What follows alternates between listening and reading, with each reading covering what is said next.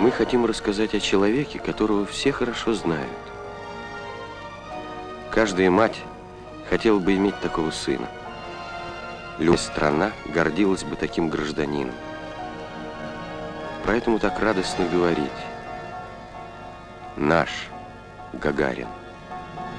В 9 часов 7 минут по московскому времени я услышал свист и все нарастающий гул. Почувствовал, как гигантский космический корабль задрожал всем своим корпусом и медленно, очень медленно оторвался от стартового устройства. Начали расти перегрузки. Я почувствовал, как непреоборимая сила тяжести все больше и больше вдавливает меня в кресло. Было трудно пошевелить рукой.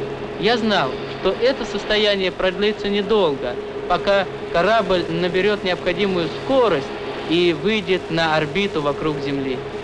Земля сообщила: прошло 70 секунд после старта. Я ответил: понял вас, все хорошо, а сам подумал: неужели еще только 70 секунд прошло? То утро было не только утром первого полета. Тогда все происходило впервые. Первый раз проснулся человек, чтобы лететь в космос.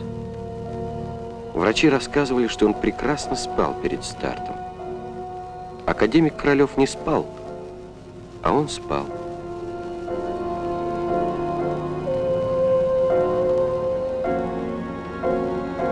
Потом первый автобус, оборудованный для первого космонавта, первый раз катил по степи к первому кораблю.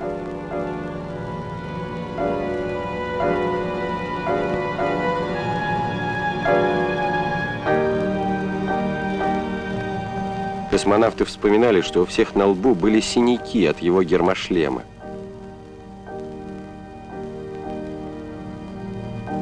Дорогие друзья, близкие и незнакомые, соотечественники, люди всех стран и континентов, через несколько минут могучий космический корабль унесет меня в далекие просторы Вселенной.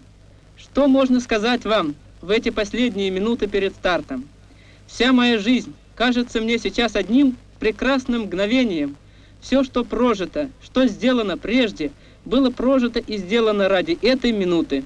Быть первым в космосе, вступить один на один в небывалый поединок с природой, можно ли мечтать о большем? Это ответственность перед всем советским народом, перед всем человечеством, перед его настоящим и будущим.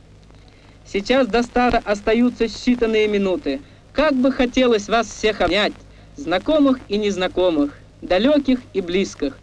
До скорой встречи. Внимание, минутная готовность. Минутная готовность.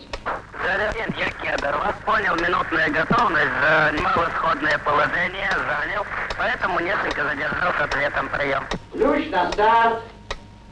Ключ на старт. Есть старт. Протяжка 1. Есть протяжка. Продувка. Ключ на... Кедр, я заря 1. Зажигание. Понял, дается зажигание.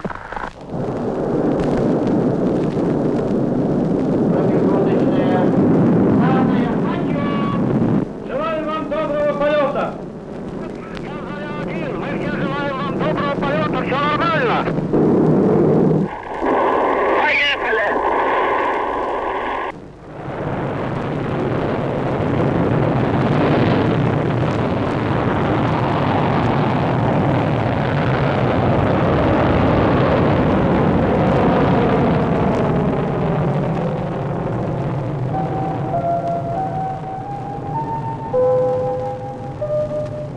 Говорит Москва. Работают все радиостанции Советского Союза.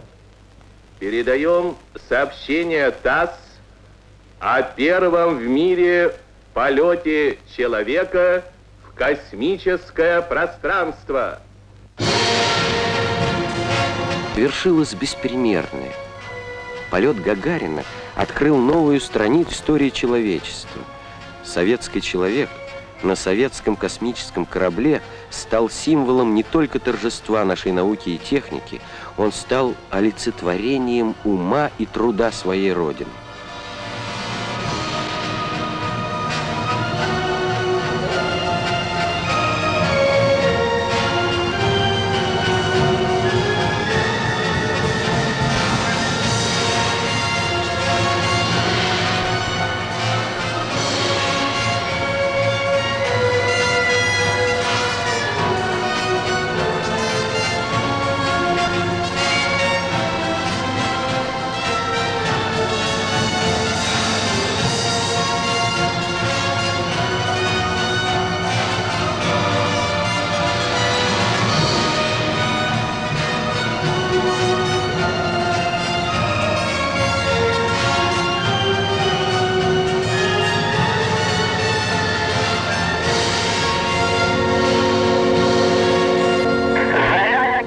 Самочувствие отлично, продолжаю полет. Самочувствие отличное, настроение бодрое. В иллюминатор зоны наблюдаю землю, различаю складки местности, снег, лес. Как у вас дела? Прием. А на земле в вешних водах сверкало небо. То самое небо, в которое поднялся он, курсант Саратовского аэроклуба, первый раз в жизни, чтобы никогда не расставаться с ним. Его крылья окрепли на далеком северном аэродроме, где он стал настоящим летчиком.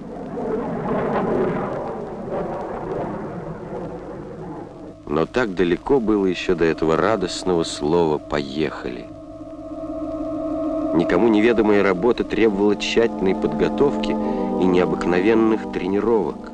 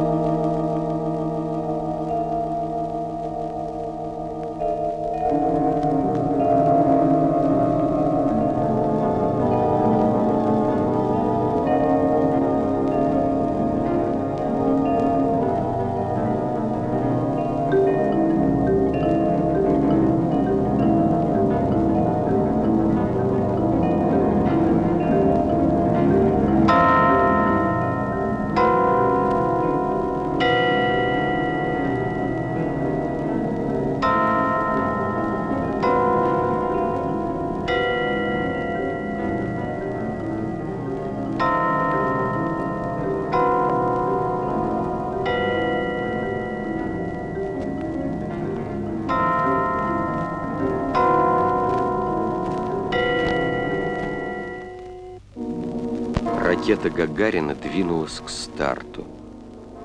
В медленном движении 38-метровой машины была торжественность парада.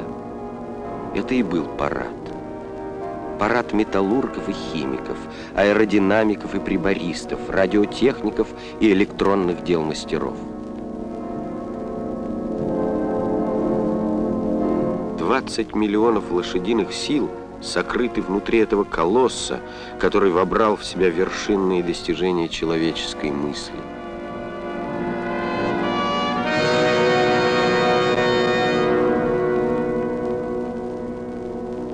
Его провожали немногие, когда он улетал в космос.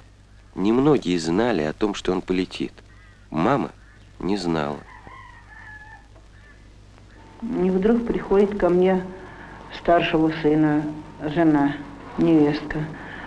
Говорит: мам, а чего радио не включили? И плачет. Я говорю: а что?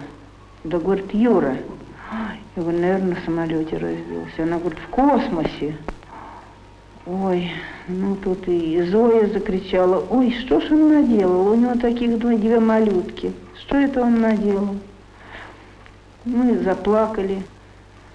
А тут уже приходят соседи, нас поздравляют, утешают. Приходит одна девушка, ну, знакомая нам хорошо, мы с ней были вместе на курсах. И говорит, значит, Боря, говорит: у тебя брат Юрий Алексеевич? Я говорю: да, Юрий Алексеевич. Он майор? Я говорю: нет, старший лейтенант. Он летчик? Да. Ты знаешь, говорит, он в космосе. Я говорю: да брось ты, Юлька. Облетев земной шар за 108 минут, он приземлился в Приволжской степи.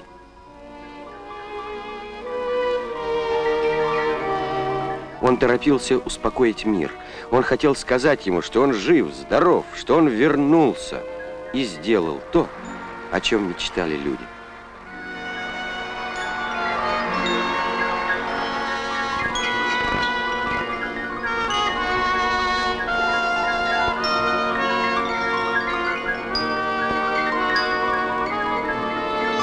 Какими долгими казались всем эти минуты ожидания на Внуковском аэродроме.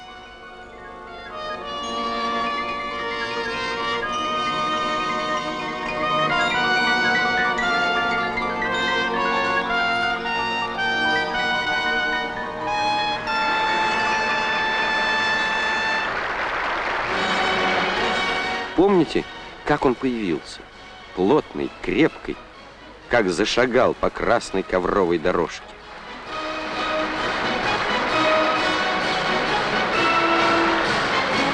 И гремели оркестры, и плакала Валя от радости и счастья.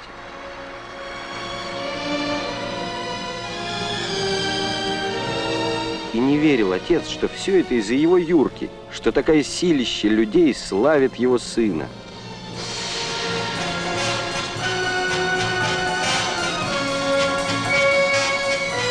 Как замечательно он ехал по Москве. Не только ликование и веселье, от него шли какие-то волны жизнерадостного мироощущения. Наверное, все мы стали более гордыми в то утро за свою принадлежность к человеческому званию, к своей стране, к народу, совершившему такое грандиозное дело.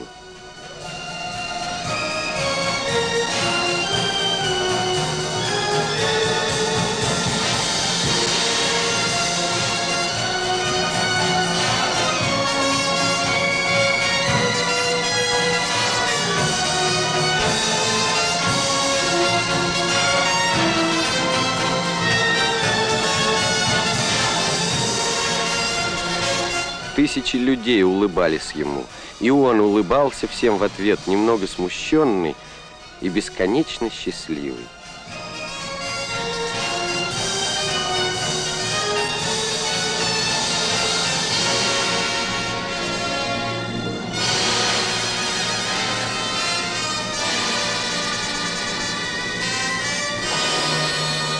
Смоленский парень, сын сельского плотника, рядовой летчик, получил в тот вечер высшую награду Родины, орден Ленина и золотую звезду Героя.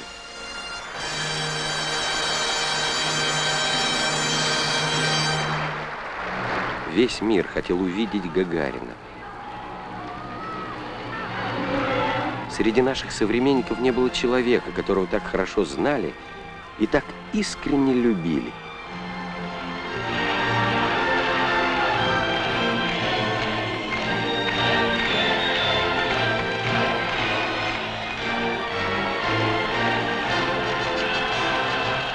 Дорогие товарищи, дорогие друзья, разрешите мне выразить глубокую, искреннюю, сердечную благодарность братскому чехословацкому народу. Разрешите, дорогие товарищи, выразить сердечную благодарность вам, жителям Золотой Праги, за ту теплоту, за ту сердечность, за то внимание, с которым вы встречаете меня. Вы представьте себе, на любом материке он мог постучаться в любую дверь и войти, и везде он был первым гостем.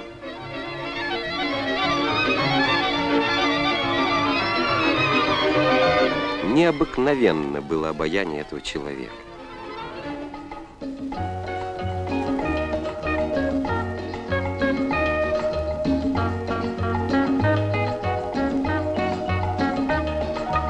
Он всегда оставался самим собой.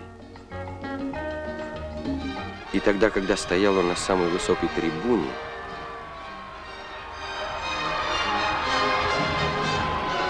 и тогда, когда прямо в поле беседовал с болгарскими крестьянами.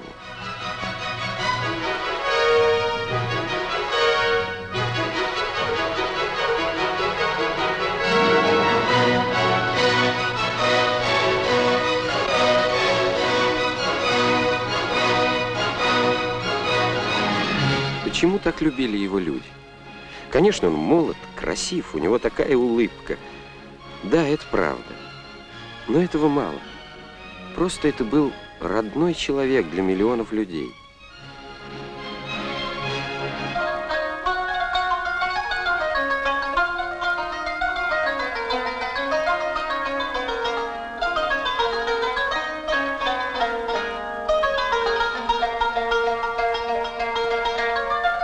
Каждый находил в нем чуть-чуть себя. Он, молодой коммунист, который годился во внуки солдатам Октября, олицетворял победившую революцию. Гагаринский виток, обнявший землю, сблизил людей. В его полете они увидели свое завтра. В его улыбке узнали будущее свое и своих детей, счастливых, веселых, добрых людей. Он был послом Советского Союза сразу в десятках стран. Он был полпредом дружбы и мира на всех континентах Земли.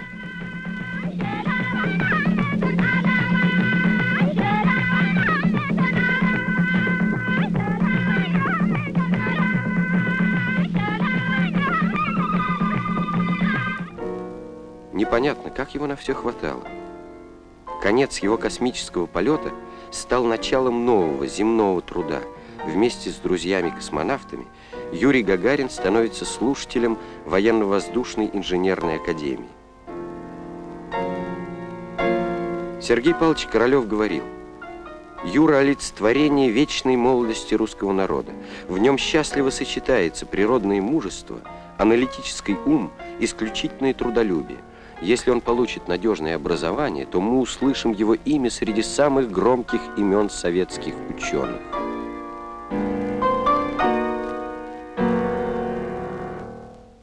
Одновременно Гагарин ведет большую работу по подготовке звездных стартов. Рубин, я Заря-1. Вас понял. Посадку в кабину произвели, проверки оборудования готовы.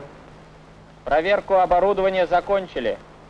Все системы корабля работают хорошо. Когда Павел Беляев просил разрешения вручную посадить корабль, и на обдумывание оставались секунды, в блиц-совещании принимал участие и Гагарин. Он и дал команду Беляеву. 5 лет назад мне выпала большая честь совершить первый космический полет. За эти 5 лет мои друзья, соратники, товарищи, коллеги по работе в отряде космонавтов совершили свои незабываемые космические рейсы. Сейчас мы готовим новый эксперимент, исключительно важный по своей сложности и значимости. Как хватало его на все. Депутат Верховного Совета, член ЦК комсомола. Это был человек, переполненный энергией.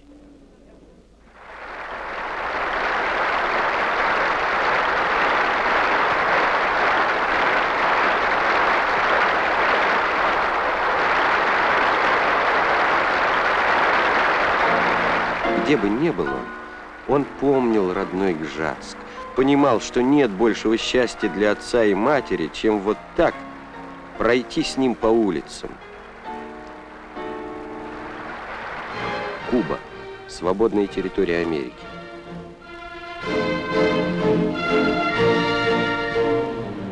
Гагарин был президентом Советского общества дружбы с этой героической страной.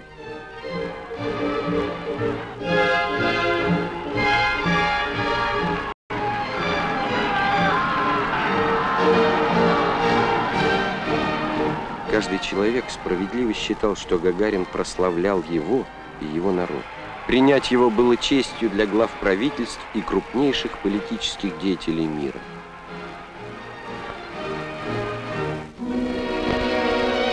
С ним беседовал Урха Кекканен.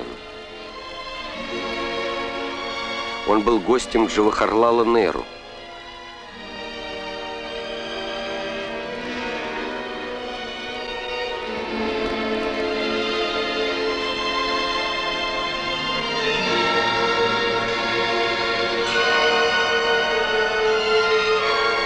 Гамаль Абдель-Насер наградил его орденом Голубого ожерелья Нила. Он был удостоен высших орденов многих стран мира. Вальтер Ульбрихт поздравил его с награждением орденом Карла Маркса. Правительство борющегося Вьетнама наградило его орденом Героя Труда. В Либерии ему вручили большую звезду Африки. Но были и другие, может быть, более скромные, но не менее дорогие награды. Рабочие Манчестера наградили его медалью профсоюза литейщиков. Людям труда был близок этот рабочий парень, трудившийся и в космосе, и на Земле.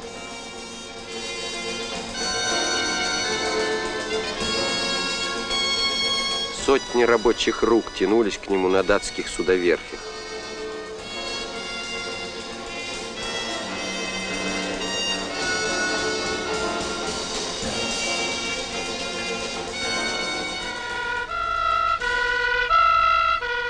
Шведские пожарники пригласили его в гости.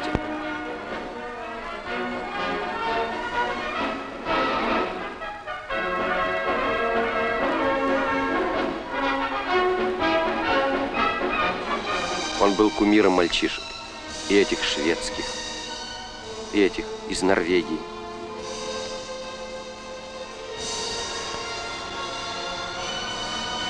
И, конечно, наших, советских.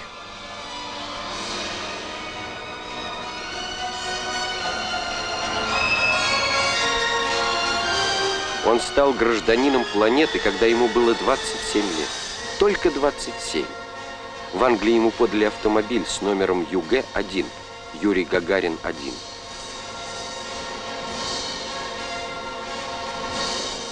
В его честь слагались стихи на Цейлоне.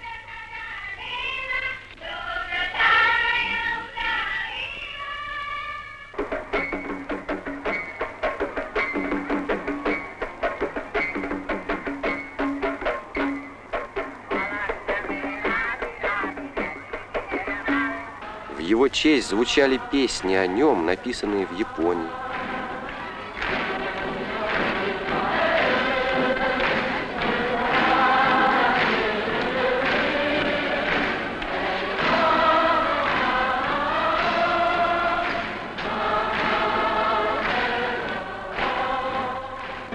В Вене на целый квартал растянулась очередь перед книжным магазином, где Гагарин давал автографы.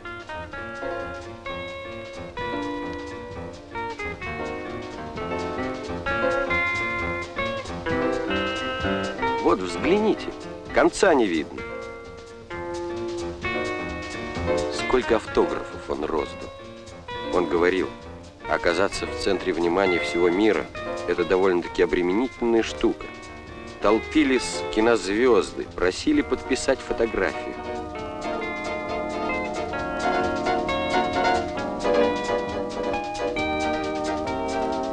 Он стал гостем известнейших писателей и артистов.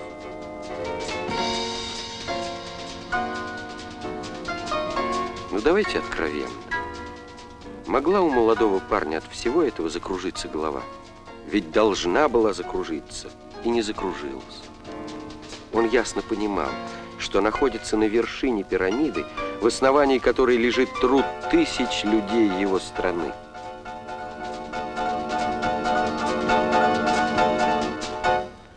Еще на первой в своей жизни пресс-конференции, отвечая на вопрос корреспондента, он сформулировал это очень четко. Если вас, семейного человека, отца 2 детей, послали в космос, значит, правительство СССР и вы были уверены в том, что полет кончится благополучно. В этом вопросе я бы хотел заменить слово «послали» на слово «доверили». И я очень рад и горд тем, что мне доверили этот полет, а что все сработает и полет будет произведен успешно, в этом никто не сомневался. Ни наше правительство, ни ученые, ни инженеры, я тоже. Лично я еще хочу много летать в космос. Летать мне понравилось. Хочу слетать в Венере, Марсу, по-настоящему полетать.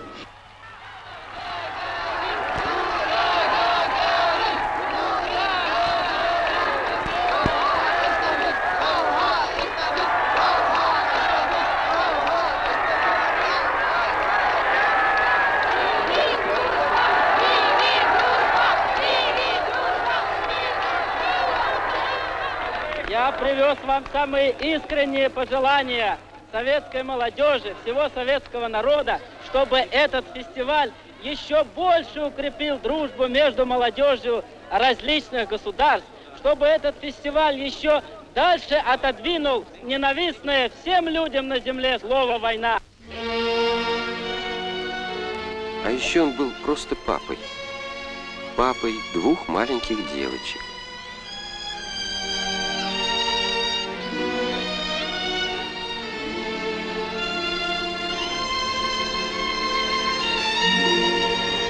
Он любил своих друзей.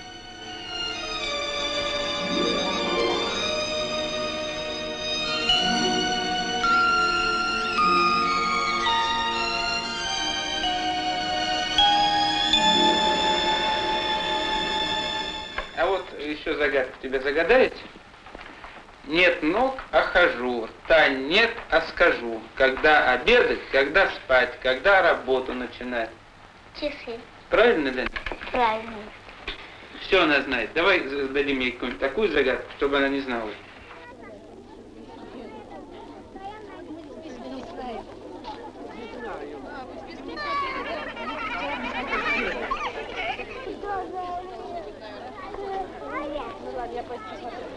Я знаю, что вы все любите мечтать о космосе и немножко завидуете нам, особенно мальчишки. А знаете, мы вам тоже завидуем. Мы летаем в космос, но это начало. Вас ждут планеты и неизвестные миры. Вам и дальше штурмовать Вселенную. Вам, юным ленинцам, кому мы с радостью передадим в будущем эстафету. Космоса бесконечно. Люди будут жить на Марсе, ходить по Венере, улетать дальше Солнца. И каким бы коротким и близким ни казался потом полет Гагарина, он и через 1000 лет останется самым трудным и самым главным, потому что он был первым.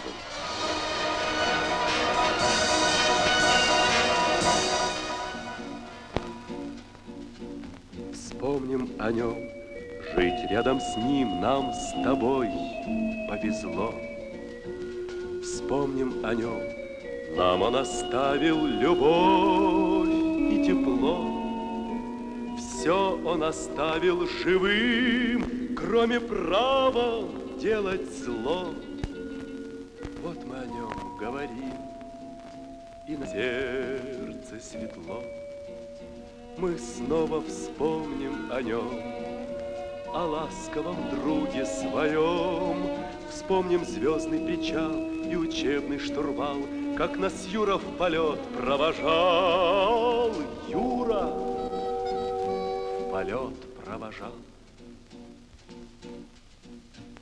Звезды в степи вновь зацветут незнакомым огнем. Вся наша жизнь, как бесконечная память о нем. Будут утки побед, только друга не вернем. Брещет в тумане рассвет, словно память о нем. Мы снова вспомним о нем, о ласковом друге своем. Вспомним звездный причал и учебный штурвал, как нас Юра в полет провожал. Юра